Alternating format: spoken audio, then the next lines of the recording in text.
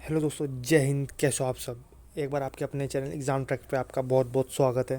तो दोस्तों, जैसे कि आपको पता है, रेडियो ऑपरेटर और असिस्टेंट रेडियो ऑपरेटर और साथ में रेडियो वर्कशॉप स्टाफ की एक साथ पोस्ट निकली हुई हैं।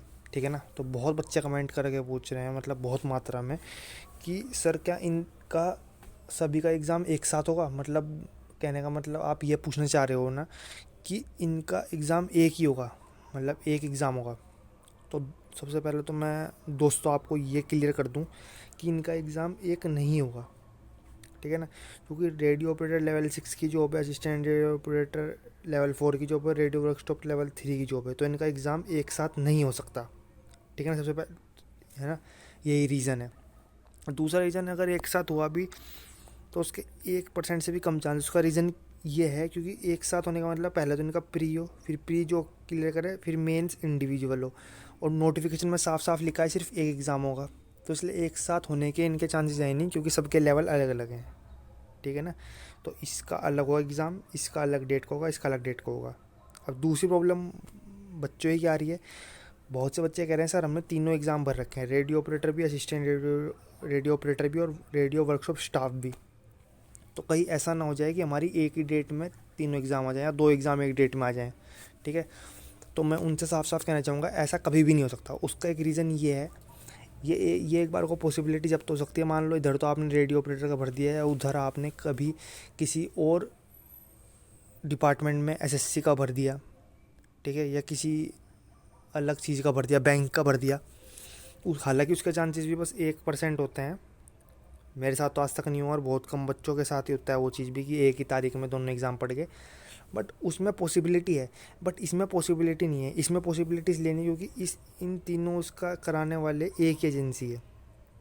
ठीक है ना। तो और उनके पास सभी बच्चों का डाटा है, और उन्हें ये पता है कि किस बच्चों ने कितने फॉर्म भरे हैं, किसने 3 फॉर्म भरे हैं, किसने 2 फॉर्म भरे हैं, और किसने एक फॉर्म भरा है। ठीक है ना। तो इस हिसाब से वो कभी भी क्लैश होने नहीं देंगे, क्योंकि एक ही एजेंसी है और एक ही आपका डिपार्टमेंट है। तो इस बात से बिल्कुल निश्चिंत हो जाइए आप। एक दिन आपका एग्ज़ाम नहीं पड़ेगा, अलग अलग डेट को पड़ेगा, अलग अलग इनका एग्ज़ाम होगा तीनों का, और अलग अलग ही डेट को पड़ेगा। बाकी मैं बता दूँ, उनका सिलेबस सेम है ज़्यादातर का। तो अपनी 95% लगभग सिलेबस सेम ही है। तो अपनी तैयारी में लगे रहिए, क्योंकि अब इसका एग्ज़ाम बहुत जल्दी होगा। उसका एक रीज़न है, जिस सरकार ने वैकेंसी निकाली वही सरकार अब फिर से आ चुकी है यूपी में। ठीक है ना। तो ड्यू टू दिस रीज़न बहुत जल्दी एग्ज़ाम होंगे और सारी वैकेंसी बहुत जल्दी कंप्लीट होगी। ठीक है ना। उस चीज़ का बहुत फ़र्क पड़ता है।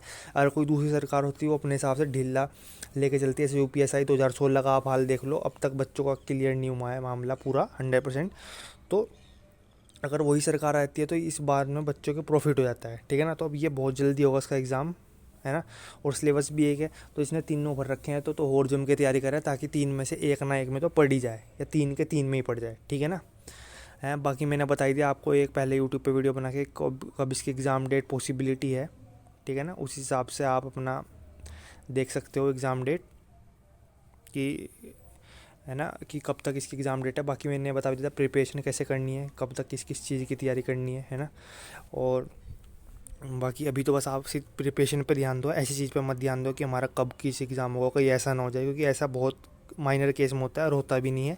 तो सिर्फ वो अपनी प्रिपरेशन पे ध्यान दो। जिस यूट्यूब चैनल या जिस जहाँ पे ऑफलाइन क्लास पढ़ रहे हो, बस वहाँ से सिर्फ अपने प्रिपरेशन पे ध्यान दो। ओके, ठीक है भाई। बाकी और कुछ भी पूछना हो तो नीचे कमेंट सेक्शन में भेज दिया, कमेंट कर दिया करो। ठीक है ना। मैं आपका कमेंट का जिसका मुझे ज़रूरी होता है ज़रूर रिप्लाई देता हूँ। बाकी यूपीएसआई का भी रिजल्ट बहुत जल्दी आने वाला है, तो जिसने वो पेपर दिया होगा, आई होप आप सब ने पेपर दे रखा हो, तो मैं चाहता हूँ उसमें भी आपका नंबर पड़ जाए, फिर आपको ये देने की ज़रूरत ही ना पड़े। ठीक है ना। क्योंकि उसमें भी काफ़ी कट ऑफ कमी जाने वाली है, मैंने आपको बता दिया, और जल्दी ही उसका रिजल्ट आने वाला है। फिर फिजिकल भी होगा, इसलिए फिजिकल के लिए सारे डॉक्यूमेंट्स और तैयारी अपनी फिजिकल की पूरी रखो। ठीक है। बाकी इस वीडियो में इतना ही बताना था। वीडियो अच्छी लगी तो लाइक करना, ज़्यादा शेयर करना, चैनल पर नया चैनल को सब्सक्राइब जरूर कर देना। ओके, जय हिंद।